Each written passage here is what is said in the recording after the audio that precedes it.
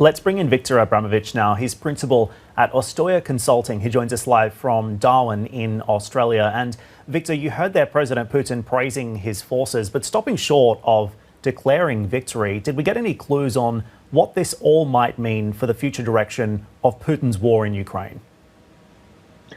Oh, look, Andy, absolutely.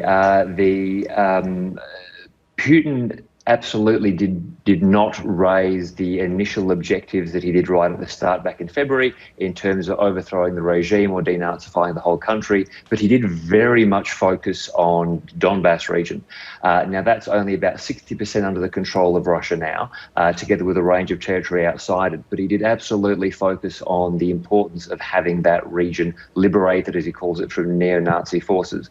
So I think he's really reinforcing the message to Zelensky and the Ukraine and the West that is where Russia's focus is going to be, and they're not going to let go of that. And particularly on such an important and sacred day for Russia, he's made it inconceivable that he can back down from that objective of holding the Donbass. I mean, if the ancestors of Putin and the Russian people fought off the Nazis, how can he do anything less than hold on to this Donbass region, having compared Ukraine to the Nazis of the Third Reich? And Victor, there was some concern that coming into Victory Day, and indeed this Victory Day parade, that President Putin might use this opportunity and the optics of this parade to declare war on Ukraine. He also stopped short of doing that. So what happens next in your view? Look, I mean, that's actually, I think, a great relief for many people, the fact that he has not used this opportunity, which would have been the moment to expand the war. So what happens from now on? Well, I think what you're going to see is some degree of stalemate there in the southeast of the country. The Russian forces absolutely are not going to withdraw the same way that they withdrew from Kiev and in the north. And it's going to be interesting to see whether or not Ukraine can push those forces out. And that will end up, of course, becoming a question for the Western backers, people like Scholz and Macron and President Biden, of course. Is there open-ended support given to Ukraine to mount these major attacks to push Russian forces out, or does it instead turn into some degree of pressure to find a negotiated solution? Indeed, and those questions remain. At the same time, Victor, we also saw Ukraine's President Zelensky also using his own Victory Day address to say that Ukraine would ultimately defeat Russia in this ongoing battle. What did you make of some of the commentary that we heard from him and the overall direction of Ukrainian forces now as a result? Look, I mean, Zelensky absolutely is maintaining the line that, Ukraine will be liberated and Ukraine will be freed. And I think that's absolutely the appropriate and necessary thing for him to do. But the real question will be what happens when the rubber hits the road militarily. The Ukrainian forces have performed exceptionally well in a defensive conflict against Russia, and they've had some tactical successes there in the south. But in terms of truly freeing all this territory, and it is quite a lot that Russia has captured, we really haven't seen that put to the test. We haven't seen a really large-scale offensive by the Ukrainian armed forces that could sweep the Russians out. And it's a question Zelensky is going to have to be asking himself and his military advisors. If we do an attack, and that is much harder to do than mounting an effective defence, will we be successful, and how successful will we be? So I think, the stage is really set for potentially, if there's no negotiated solution, a very bitter and protracted conflict there in the south, where Putin, on the one hand, has said we absolutely, as a sacred matter, cannot give up this territory. But then again, you have Zelensky, on the other hand, saying we are committed to liberating the country. And it will be really interesting to see how this plays out on the battlefield and what sort of pressure the West does or doesn't push on Zelensky to try and reach a resolution. And you mentioned the prospect of a negotiated solution. Is that still really an option on the table, given the depth of conflict that we've seen on both sides and the escalatory position that we continue to see from the United States and Western allies when it comes to supporting Ukraine's offensive against the Russians? Some even suggesting that the United States is now effectively in a proxy war with Russia. So how do you see that evolving? And is there actually a diplomatic off-ramp at this point, or is that too far gone now in the rearview mirror?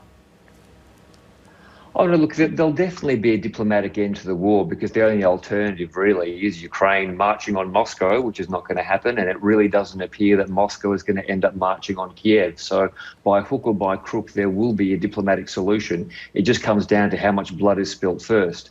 And on this issue of Western support, I think it's absolutely morally the correct position for the Western governments to be supporting Ukraine, responding to this naked Russian aggression.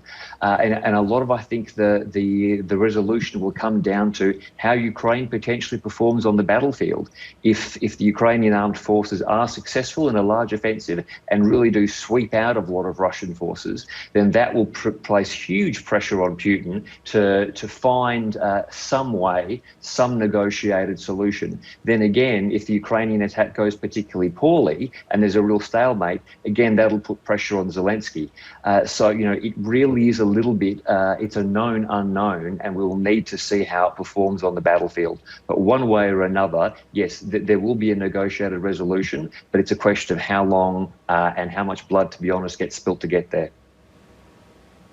And Victor, before I let you go, what we've also seen this week is G7 leaders aligning on this prospect of a European ban when it comes to Russian energy imports. European leaders ultimately seeking here to deter the Russian regime, denying it of a critical source of revenue. Of course, oil probably not as important when it comes to the European continent versus gas, but what type of impact do you expect that to have on the pathway towards a diplomatic solution? Will this be enough to pressure Putin to the negotiation table? Look, there's the tactical aspect in terms of if Putin views that he can maybe keep those gas sales by reaching a point of negotiation, then maybe. But it's interesting that, the European Union more broadly has talked about, and particularly the British, have left the Union, of course, but European leaders in general have spoken about completely eliminating dependence on Russian oil and gas, I think, by about 2030. Now, that is designed to prevent Russia having leverage against Europe in the longer-term future. But the thing is, if that is a firm commitment, if that's something that Putin already sees as a lost opportunity, if Europe's really going to cut itself off from Russian gas, then funnily enough, then that will be a counter pressure to him. Why should he make concessions now if that's already lost to him in the long term? So, again, I suspect there'll be some conversations being held at a high level between diplomats to see whether there's the potential for Europe to remain open to Russian oil and gas. And, it's these competing incentives. If they really cut Russia off in the short term, why does Russia have any need to negotiate? But then again, if you do leave the prospect of more oil and gas exports open, then that potentially means that Russia isn't going to really be punished so harshly if it's bad behaviour. And it might even provide some incentive to Putin in the future to be adventurous, knowing that, look, he's brought the Europeans back to the negotiating table in the past.